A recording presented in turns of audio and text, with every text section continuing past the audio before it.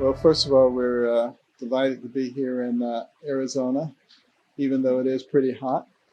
Um, we have a congressman here as well, and the mayor is here. Um, we had an opportunity not only to visit this EnVision Center, which is spectacular, which is done very well and provides a tremendous mechanism whereby members of the community can climb ladders of opportunity. But we also had a chance to visit Glencroft Elder Care Center, where they are doing some pretty outstanding things to keep the seniors very healthy over there. Not only in terms of the physical equipment that they have, but also in terms of mental challenges to keep them engaged. It really is the way, I think, to manage our increasingly elderly population as the baby boomers retire and get older. Unless we have the kinds of activities that will keep them engaged, we run the risk of really having decreased quality of life as people age.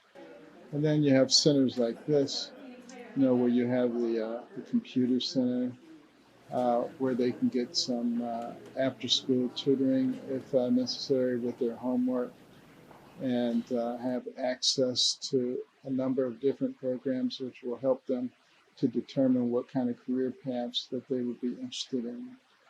And those are the kinds of things that we really need to be thinking about: quality of life and things that promote self-sufficiency in our society. And that's what EnVision Centers are all about. And the name comes actually from the Bible.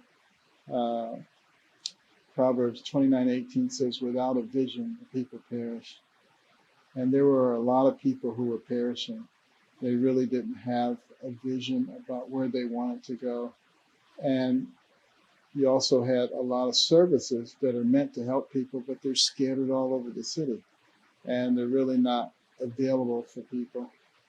And so these EnVision Centers are really designed to be places where you can amalgamate a lot of those possible services. And we want, a single mom to have a place where she can go and she can find out her best options for childcare. And if she hasn't finished high school, be able to get her GED and be able to be put on a path where she can get an advanced degree and be able to take care of herself, and more importantly, be able to teach that to her children so we can begin to break the cycles of poverty. And that's really the goal of these kinds of endeavors.